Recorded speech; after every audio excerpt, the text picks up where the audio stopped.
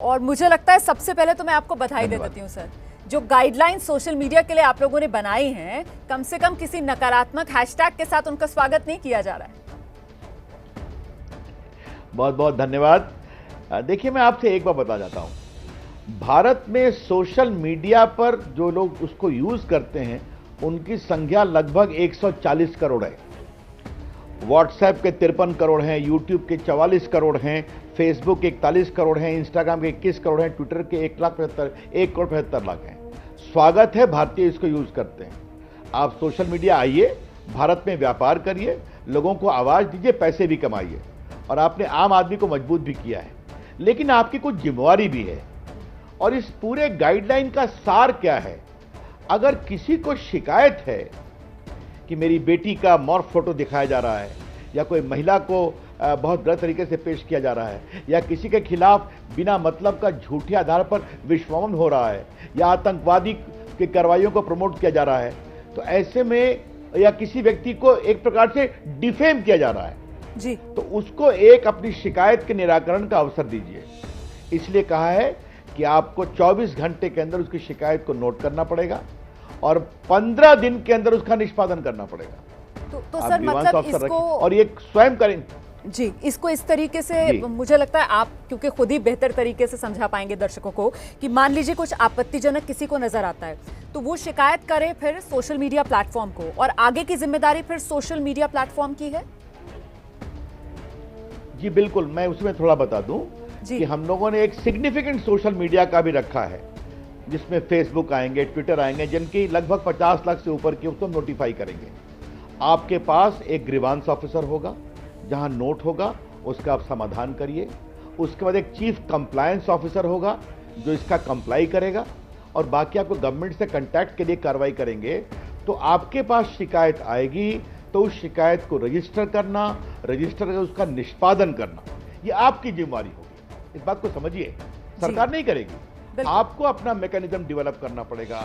और अगर आप इसको नहीं पालन करेंगे तो फिर जो आईटी एक्ट में कानून की व्यवस्था है वो कार्रवाई होगी। मैं फिर आपसे कहूंगा, ये गाइडलाइन आम हिंदुस्तानियों को मजबूत करता है जो सोशल मीडिया के दुष्प्रचार, एब्यूज से, मिसयूज से परेशान हैं और उनकी कोई सुनवाई नहीं होती। बड़ी बात आप कह रहे हैं सर, 24 घंटे के अंदर अंदर शिकायत को रजिस्टर करना ही होगा, 15 दिन के अंदर अंदर शिकायत का निपटारा करना ही होगा, और ये पूरी जिम्मेदारी सोशल मीडिया प्लेटफॉर्म की होगी। सर थोड़ा सा और समझाइए ना डिटेल में। अब मैं आपसे समझना चाह रही थी कि शिकायत अगर पहुंची है तो फिर दूसरे पक्ष को सुनेगा ये प्लेटफॉर्म, या फिर बिना उससे बातचीत किए भी डिसेबल किया जा सकता है उस आपत्तिजनक कंटेंट को? बस मुझे आप 2 मिनट वक्त दीजिए। मुझे ये बताइए कि अगर कोई पिता ये बताता है कि मेरी बेटी की फोटो दिखाई जा रही है अर्धनग्न अवस्था में, तो उसमें किसके सुनवाई करने की जरूरत है? बिल्कुल, तो आपको ब्लॉक कर, ये आपको 24 घंटे में ब्लॉक करना पड़ेगा। और इसीलिए जो हमने पूरा ये बताया है कि ये ब्लॉकिंग 24 घंटे में इन्हीं चीजों पर होगा, तो देश की सुरक्षा, नारी की गरिमा इत्यादि इत्यादि, पब्लिक ऑर्डर, ये सब देश की संप्रभुता, ऐसे मामलों को लेकर चलेगा। इसलिए उसमें आपको 24 घंटे के अंदर आपने नहीं किया तो सख्त कार्रवाई तो होनी चाहिए ना। तो यही मैं कह रहा हूं कि आप आलोचना करिए, हमारी क्रिटिसिज्म करिए, नरेंद्र मोदी की आलोचना करिए, रविशंकर की करिए, हमारी सरकार की करिए, सवाल भी पूछिए, लेकिन अगर सोशल मीडिया का दुरुपयोग होता है तो आपको उस पर निराकरण करना पड़ेगा। 2 बात और कहना चाहूंगा, ये बहुत जरूरी है। जी, सोशल मीडिया पर किसने खुराफात शुरू की, जिसे कहते हैं ओरिजिनेटर। होता है ना, कई बार मॉब लिंचिंग में आप देखती हैं, बाकी में देखती हैं, झूठा एक प्रकार से सोशल मीडिया एक पोस्ट कर दिया गया, उसके बाद उसको रिट्वीट होता है, ट्वीट होता है। आपने देखा होगा फार्मर जीनोसाइड हैशटैग बनाया गया था। ये खुराफात किसने शुरू की? पाकिस्तान से शुरू हुई या इंडिया से शुरू हुई, ये आपको बताना पड़ेगा। और अगर बाहर से शुरू हुई तो इंडिया में उस खुराफात को किसने किया, ये आपको कोर्ट के आदेश या सरकार के निर्देश में बताना पड़ेगा। ये भी ऐसे छोटे मोटे मामलों में नहीं होगा। जब भारत की संप्रभुता, भारत की सुरक्षा, पब्लिक ऑर्डर, कम्युनल वायलेंस या रेप, नहीं हमारे बहनों की गरिमा इत्यादि मामले जिसमें 5 साल से अधिक की सजा होगी, उसमें ही आपको बताना पड़ेगा। तो ये आप देख रही हैं कि पूरी ये चीजें हम लोगों ने सेफगार्ड के साथ रखी है। ये मेरे ख्याल से बेहद महत्वपूर्ण बिंदु है रविशंकर सर, क्योंकि आप समझते हैं इस बात को कि कैसे आपकी पहचान उजागर नहीं हो पाती है ना, इसी वजह से लोग किसी भी हद तक चले जाते हैं बिना ये सोचे समझे कि उनके कदम से कितना नुकसान हो रहा है। इससे एक कदम आगे बढ़कर मेरे मन में एक सवाल था सर, मुझे ऐसा लगता है कि जिस तरीके से आप बैंक में अकाउंट खोलने जाएं तो वहां पर भी KYC जरूरी होता है, तो सोशल मीडिया में अगर अकाउंट खोल रहे हैं तो यहाँ पर कोई ऐसा सिस्टम हम लोग डेवलप कर सकते हैं सर? आपने बहुत शानदार सवाल पूछा है, ये मैं बोलने जा रहा था जी। शायद मुझे लगा कि आपके सिक्स सेंस की चिंता हमको थी, इसलिए इसमें हमने प्रावधान किया है कि सरकार नहीं, सोशल मीडिया कंपनी को अपने यूजर्स को वेरीफाई करना पड़ेगा। ऐच्छिक रूप से वॉलंटरी आप मैकेनिज्म देंगे कि आप अपने को वेरीफाई करिए। अब आपको मालूम है उनका फोन नंबर तो ही है, सिम कार्ड तो ही है, या कोई और मैकेनिज्म आप देख लें। अब आप देश को इतना बड़ा बड़ा ज्ञान देते हैं सोशल मीडिया पर, तो आपकी ये तो हिम्मत होनी चाहिए ना, अपना नाम तो बताएं, आप कौन है, आपका अकाउंट वेरीफाइड है। जो वेरीफाई करेंगे उसका वो टिक लगा देगी, जो नहीं वेरीफाई करेंगे उसका दूसरा सिस्टम होगा। तो देश को भी मालूम होगा कि इस पर्टिकुलर मैसेज को जो इतना वायरल बनाया जा रहा है, इसमें कितने लोग वेरीफाइड हैं और कितने लोग अनवेरीफाइड हैं, ये देश के सामने आएगा। बिल्कुल सच देश के सामने आ पाएगा। सर, आपने ये वायरल वाले मैसेज की बात की, आपने हैशटैग की बात की, ये हैशटैग्स के बारे में थोड़ा सा और क्लैरिटी चाहूंगी, क्योंकि कई बार हम देखते हैं ऐसे हैशटैग, एक का जिक्र आपने भी किया, कुछ और दूसरे हैशटैग चलाए जाते हैं जिनमें सीधे एक नज़र से ऐसा ना लगे कि भाई ये देश की सुरक्षा या संप्रभुता पर किसी तरीके का आघात हो रहा है, लेकिन उनके पीछे एक डिज़ाइन होता है सर, वो कहीं ना कहीं किसी चुनी हुई सरकार को निशाने पर लेते हुए हैशटैग होते हैं। तो क्या वो भी इसके दायरे में आपको लगता है आएंगे जब ये नई गाइडलाइंस आएंगी? तो देखिए, अगर वो गलत है जी, भारत की सुरक्षा, संप्रभुता, पब्लिक ऑर्डर, नारी की गरिमा इत्यादि को लेकर ये करते हैं, तो उनके खिलाफ शिकायत हो सकती है, और शिकायत होगी तो आपको उसका निराकरण करना पड़ेगा। देखिए, आपने जो सवाल किया, आज मैंने अपनी प्रेस में इसका संदर्भ दिया था जी। ऐसा क्या है कि अमेरिका के कैपिटल हिल पर कांग्रेस पर जब हमला होता है तो कुछ सोशल मीडिया कंपनी वहां पर पुलिस की कार्रवाई का समर्थन करती हैं। अच्छी बात है, आपका विषय है, गलत है, नहीं होना चाहिए। वो अमेरिकन कांग्रेस उनके लोकतंत्र की गरिमा का प्रतीक है। लेकिन यही हमला जब हमारे लाल किला पर होता है, जो भारत की गरिमा का प्रतीक है, जहां हमारे भारत के प्रधानमंत्री 70 साल से झंडा फहराते हैं, तो वहां पर आप आक्रामकों के समर्थन करने लगते हैं। ये तो ठीक नहीं है ना, ये दोहरे मानदंड नहीं चलेंगे। अगर अमेरिकन लोकतंत्र का सम्मान है तो भारतीय लोकतंत्र का भी सम्मान करना पड़ेगा। अगर अमेरिकन कांग्रेस के कैपिटल हिल का आप सम्मान करते हैं तो हमारे देश के लाल किला की गरिमा का भी सम्मान करना पड़ेगा। ये हमारी सोच बहुत साफ है, ये हम कहना चाहते हैं। बिल्कुल, आपको पता है मैंने अपना अगला सवाल क्या रखा हुआ था? यही रखा हुआ था कि आपने आज अपनी प्रेस कॉन्फ्रेंस में कैपिटल हिल हिंसा और लाल किला हिंसा का जो जिक्र किया, मैं चाहती थी कि आप उस पर भी आएँ, अपनी बात रखें। सर, अब मुझे लगता है कि हमने इन गाइडलाइंस के बारे में तो बात की, और आपने दर्शकों को ये बताया किस तरीके से नागरिकों के अधिकारों की रक्षा के लिए ये गाइडलाइंस वक्त की ज़रूरत। सरकार लेकिन जिसे जिम्मेदार आवाज़ बनाने की लिए एक कोशिश मान रही है इन गाइडलाइंस को, वहीं इसके विरोध में कहा जा रहा है कि ये सब सरकार की तरफ से आज़ादी पर अंकुश की एक कोशिश है।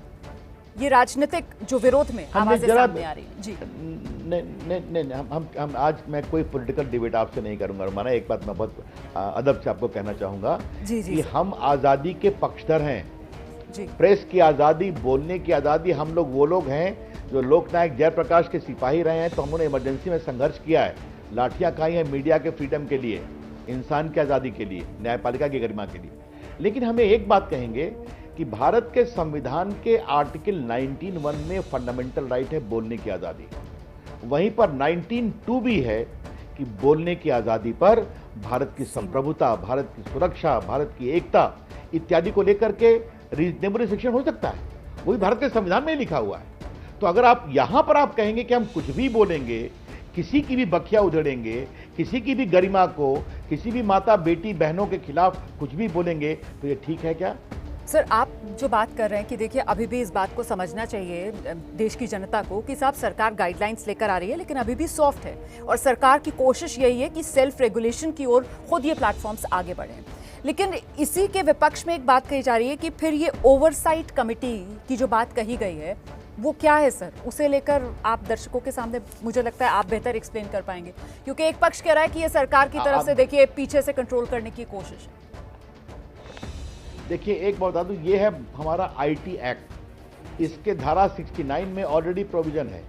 हमने कोई नया कानून नहीं बनाया है, इसी में रूल बनाया है। और एक बात आप ध्यान रखिए, भारत की फिल्मों का सेंसर होता है ना, हमने कोई सेंसर बोर्ड की व्यवस्था नहीं की ओटीटी में। आप स्वयं 5 कैटेगरी में लिखिए कि ये बच्चे के लिए ठीक है कि नहीं, ये बूढ़े के लिए ठीक है कि नहीं, इसमें पेरेंटल लॉक होना चाहिए। ये एडवाइस आप खुद दीजिए, बाकी जो यूज करने वाले हैं उसका उपयोग करेंगे। तो सर ये जो खासतौर से जो इंडिपेंडेंट इन्फ्लुएंसर्स या जर्नलिस्ट पत्रकार हैं जो यूट्यूब सोशल मीडिया वगैरह पर काफ़ी एक्टिव हैं, उनके बहुत फॉलोअर्स हैं, उनमें ये जो डर है, इसकी वजह आपको क्या लगती है? वो अभी समझ नहीं पा रहे हैं, गाइडलाइंस अभी आई हैं, उनको थोड़ा वक्त लगेगा समझने में, या फिर एक तरीके का नज़रिया उनका मोदी सरकार को लेकर और इस वजह से वो अपने डर का इजहार कर रहे हैं? ऐसे तमाम जो ब्लॉगर्स हैं उनको देश का आईटी मंत्री आपके सामने एक बात साफ करना चाहता है। आपको मोदी सरकार की आलोचना करना है करिए ना, सवाल पूछना है पूछिए ना, लेकिन अगर अपने प्लेटफॉर्म से आप एक सिस्टमैटिक कैंपेन चलाएंगे कि हमें आतंकवाद को समर्थन करना है, हमें इसको करना है, तो आपकी तो अकाउंटेबिलिटी होगी। सर आपने वो जो एथिक्स की बात कही ना, एक बात मुझे और जो पर्सनली बहुत ख़राब लगती थी, मतलब टीवी पर जब हम खबर दिखाते हैं तो हमें पता है किस तरीके से लिहाज रखना है, हम पहचान कभी उजागर नहीं करते हैं, खासतौर से अगर कोई रेप पीड़ित है या फिर अगर कोई नाबालिग है जिसके साथ दुष्कर्म हुआ है। पर सोशल मीडिया पर वो सीमा, वो मर्यादा सर, उसका पालन नहीं किया जाता था। अब वो जो एथिक्स जो हम पर लागू होते हैं वही सोशल मीडिया पर भी लागू होंगे मतलब? बिल्कुल। आपको मैं बताऊं अपनी पीड़ा, मैं 6 वर्ष से मंत्री हूं इस विभाग का। मेरे पास एक मां रोते हुए कह रही है कि मेरी बेटी के साथ किसी का प्यार था, अब दोनों स्प्लिट कर गए, उसकी पूरी इंटीमेट फोटो उसने वायरल कर रखा है। बोले मुझे क्या करना चाहिए? आज मैं आपके श्रोताओं दर्शकों से एक सवाल पूछ रहा हूं, आप मुझे ये बताइए, कोई व्यक्ति रोता हुआ आ रहा है कि मेरी पूरी गरिमा। आप देखिए एक बहुत बड़ी कहानी है कि दक्षिण भारत के एक जगह पर एक मेट्रो ट्रेन में एक व्यक्ति सोया हुआ था, उसके कोई व्यक्ति उससे ईर्ष्या करता था, कहा देखो ये मेट्रो में शराब पी के पड़ा हुआ है। वो इतनी वायरल हो गई, आपको क्या बताएं कि उसकी बेटी को स्कूल से निकाल दिया गया, उसको नौकरी के ऊपर सवाल हो गए। ये हो रहा है, इसलिए बहुत जरूरी है कि इसका कहीं ना कहीं निदान होना चाहिए, सरकार के हस्तक्षेप से नहीं। वो व्यक्ति जो दुखित है उसकी शिकायत होगी और कार्रवाई उनको करना पड़ेगा, जवाब देना पड़ेगा, ये मैकेनिज्म। और अगर वो नहीं करेंगे तो जो कानून में कॉन्सिक्वेंस है वो उसका पालन किया जाएगा। सर आप बहुत बढ़िया तरीके से हर बात को समझा रहे हैं। मुझे पता है कि समय भी कम है, आप बहुत बिजी हैं, बहुत शुक्रिया आपने अपने बिजी शेड्यूल से वक्त निकाला। बस चलते चलते एक और सवाल था कि ये ट्विटर, फेसबुक, व्हाट्सएप, ये जिस तरीके के बड़े डिजिटल मीडियम्स हैं जिन पर भारत के करोड़ों यूज़र्स पहुंचते हैं, इस्तेमाल करते हैं, सर अगर ये पालन नहीं करते हैं इन कानूनों का, क्योंकि इनका कंट्रोल तो बाहर है, तो क्या कोई ऐसी नौबत आ सकती है, सरकार इन्हें बैन तक करने जैसा कोई कठोर कदम उठाया जा सकता है? देखिए मैं आपसे एक ही बात कहूंगा कि ये भारत में आए, हम आज़ादी के समर्थक हैं, लोगों को इन्होंने आवाज़ दी है, वो भी अभिनंदन है। लेकिन भारत में अगर आपको काम करना है तो आपको थोड़ा अकाउंटेबल तो बनना पड़ेगा ना। भारत के कानून का पालन करना पड़ेगा ना, भारत के संविधान का पालन तो करना पड़ेगा। यही तो हमारी आपसे अपेक्षा है, और मुझे क्या कहना, और मैं उम्मीद करता हूं कि वो इस बात को समझेंगे।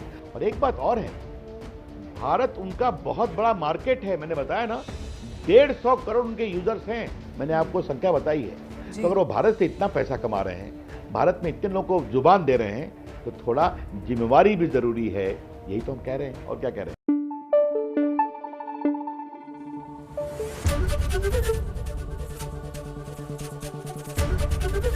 एबीपी न्यूज आपको रखे आगे।